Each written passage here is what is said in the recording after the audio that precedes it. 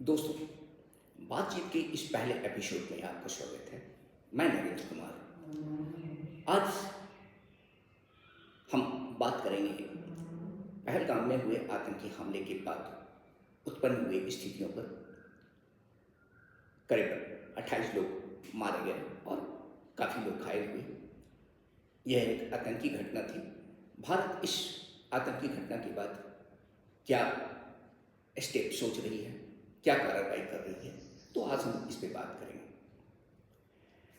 आज़ादी के बाद से लेकर अभी तक देश में क्या क्या हुआ आतंकवादी घटनाओं से निपटने के लिए। 1965 में भारत ने पाकिस्तान को युद्ध में हराया। 1971 में भारत की सेना लाहौर तक घुस गई, पाकिस्तान को चीरकर 2 देश बना डाला। पाकिस्तान से पूर्वी पाकिस्तान को अलग कर एक नए राष्ट्र को जन्म दिया। यहाँ तक भारत मजबूती से पाकिस्तान को पानी पिला पिलाकर घुटने के बल खड़ा कर रखा था। इसके पहले 1948 में जम्मू कश्मीर पर बढ़ते विवाद को देखते हुए जवाहरलाल नेहरू ने भारत की ओर से बहने वाले पानी, पंजाब से बहने वाली पानी जो पाकिस्तान को जाती है, उसे बंद कर दिया था, जिसका परिणाम पाकिस्तान के नहरों में पानी सूख गया और फसलें बर्बाद हो गई। ये सारी कार्रवाई तब हुई जब देश में अखिल भारतीय कांग्रेस की सरकार रही। 1977 चुनाव के बाद कांग्रेस कमजोर होती चली गई। लोगों की निजी महत्वाकांक्षा राजनीति पर हावी होती चली गई और देश भी कमजोर होता चला गया। सत्ता पर वर्चस्व बनाए रखने के लिए राजनीतिक पार्टियां, राजनीतिज्ञ लोग अपनी महत्वाकांक्षा को पूरा करने के लिए अपने ही देश के साथ गद्दारी करने से पीछे नहीं हटते दिखे। पाकिस्तान आतंकी वारदात को अंजाम देता रहा और हम उसका जवाब देने की जगह बगले झांकते रहे। 1971 और 1965 की तरह जवाब देने में हम नाकाम रहे। भाजपा के लोग 2008 में मुंबई हमले के बाद कार्रवाई नहीं करने के लिए मनमोहन सिंह को जिम्मेदार ठहराते हैं, लेकिन वे यह नहीं स्वीकारते कि मनमोहन सिंह की सरकार अल्पमत की सरकार थी। कोई भी निर्णय लेने के लिए अन्य समर्थित दलों से समर्थन जुटाना जरूरी होता है। आज के दौर में भाजपा सरकार पाकिस्तान के खिलाफ कोई कार्रवाई करने से बचती रहती है। हर पाकिस्तान के हमले को एक अवसर समझकर अपने पक्ष में राजनीतिक माहौल को बनाने का काम करती है। इसका एग्जाम्पल पुलवामा कांड, जिसमें 2019 के चुनाव में लाभ उठाया। एक हिंदूवादी माहौल बनाकर चुनाव को अपने पक्ष में किया और सरकार बनाने में कामयाब रही। मोदी के 11 सालों के शासन में आतंकवाद का नंगा नाच होता रहा और मोदी हर बार मौका समझकर राजनीतिक लाभ उठाते रहे। 2 जनवरी 2016 को इस्लामिक आतंकवादी यूनाइटेड जिहाद काउंसिल से जुड़े 4 आतंकवादियों ने भारतीय वायुसेना के पठानकोट एयरबेस पर हमला किया, जो इसके पश्चिमी वायु कमान का हिस्सा है।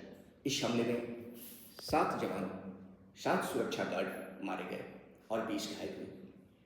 18 सितंबर 2016 को जम्मू और कश्मीर के उरी सेक्टर में एलओसी के पास स्थित भारतीय सेना के स्थानीय मुख्यालय पर हमला हुआ, जिसमें 16 जवान शहीद हो गए।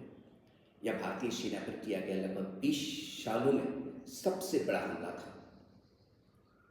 उरी हमले में सीमा पार से बैठे आतंकियों का हाथ बताया गया था।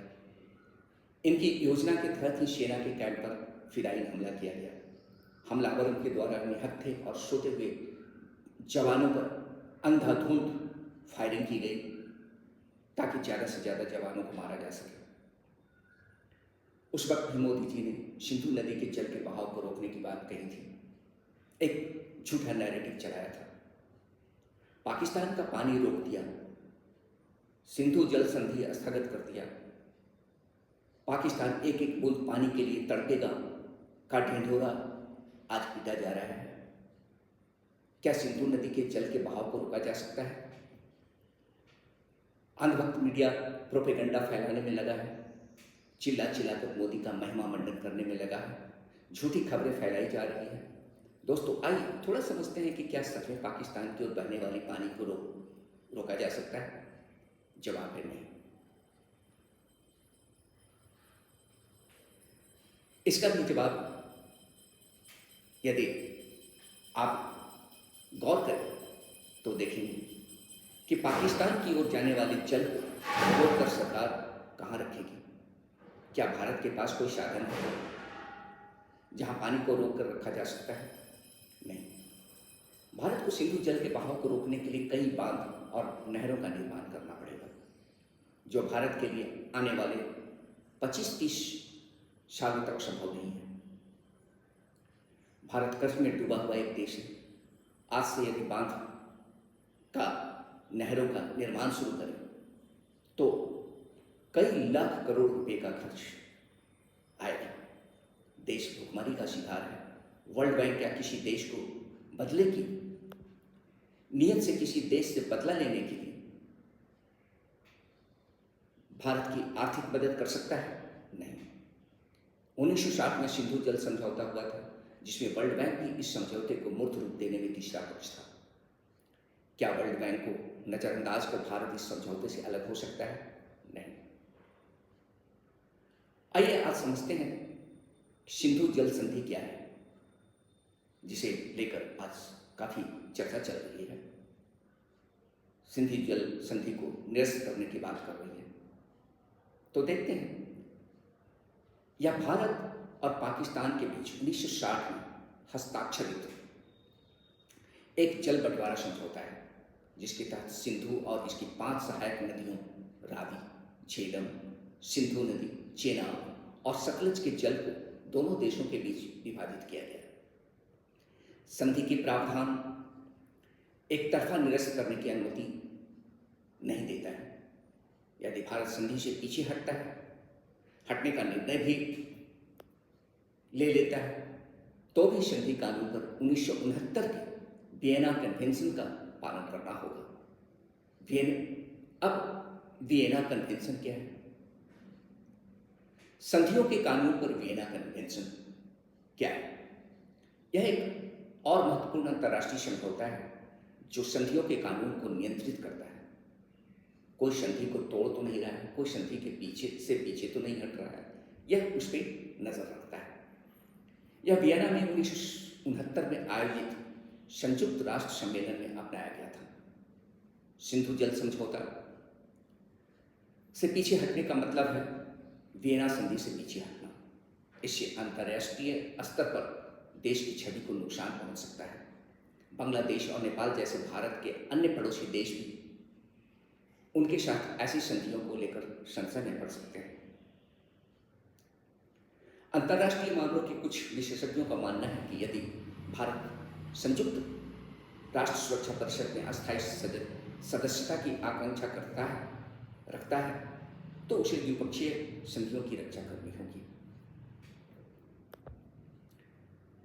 संधि को निरस्त करने के कदम से आतंकवादी गतिविधियों के संबंध में और भी अधिक समस्याएं पैदा हो सकती हैं। भारत अलग थलग पड़ सकता है। भारत को पाकिस्तान का पानी रोकने के पहले पूरे पानी का उपयोग करने के लिए पर्याप्त बुनियादी ढांचों का निर्माण भी करना होगा। दूसरा पहलू चीन का है। पाकिस्तान को समर्थन देकर चीन ब्रह्मपुत्र से असम तक जाने वाले पानी को रोक सकता है। वह चीनी क्षेत्र से निकलने वाली भारत को जाने वाली सिंधु नदी के पानी को भी रोक सकता है, क्योंकि चीन के साथ भारत के संबंध पहले से ही खराब है। इसलिए मोदी मीडिया द्वारा झूठा नैरेटिव खड़ा कर देश को गुमराह करने की कोशिश किया जा रहा है। सिंधु जल संधि से पीछे हटना देश में विपत्तियों को न्योता देने जैसा है। बिना बांधों और नहरों का निर्माण खड़ा किए जल को रोकने की कोशिश पूरे जम्मू कश्मीर को जलमग्न कर देगा। पूरी घाटी खत्म हो जाएगी। दोस्तों, अब ये सोचने की जरूरत है कि क्या देश सुरक्षित हाथों में है? हम मारे जा रहे हैं। हर आतंकी घटना में हमारे लोग मारे जाते हैं और हम झूठा नैरेटिव चलकर उस घटना को दबाने की पूरी कोशिश में लग जाते हैं। सरकारें आएगी जाएगी, लेकिन मानव जाति की सभ्यता को खत्म नहीं किया जा सकता है। 21वीं सदी AI आर्टिफिशियल इंटेलिजेंस के युग में हम अंधे, गूंगे और बहरे बनकर नहीं जी सकते। हर नागरिक का कर्तव्य है कि जिसे हमने सत्ता सौंपी है वो देश को कहाँ और कैसे ले जा रहा है, इस पे नजर रखना है। हमने दो मौके देकर देख लिया। सरकार पूरी तरह से महंगाई, बेरोजगारी, महिला अपराध, लोकतांत्रिक मूल्यों की खात्मा, विदेशी मुद्दों पर बेइज्जती, गृह युद्ध का माहौल मणिपुर पिछले 2 साल से चल रहा है। आज तक मोदी जी वहां जाने की हिम्मत नहीं दिखा पाए। सरकारी मशीनरी का दुरुपयोग, बढ़ता कर्ज, महंगाई की पराकाष्ठा। आज मैं दो टोल टैक्स बूथ से गुजरा, पहले में 100 और दूसरे में 90, टोटल 190 रुपये हमारे खाते से कट गए। पेट्रोल काफ़ी महंगा हो गया, 100 के ऊपर चला गया। जिसके पास गाड़ी है वो ट्रिपल मार झेलने पर मजबूर है। रोड टैक्स 4 गुना बढ़ चुका है। बस आज के बातचीत में इतना ही। फिर मिलते हैं एक नए मुद्दे को लेकर। तब तक के लिए धन्यवाद। अपना ख्याल रखिए और स्वस्थ रहिए।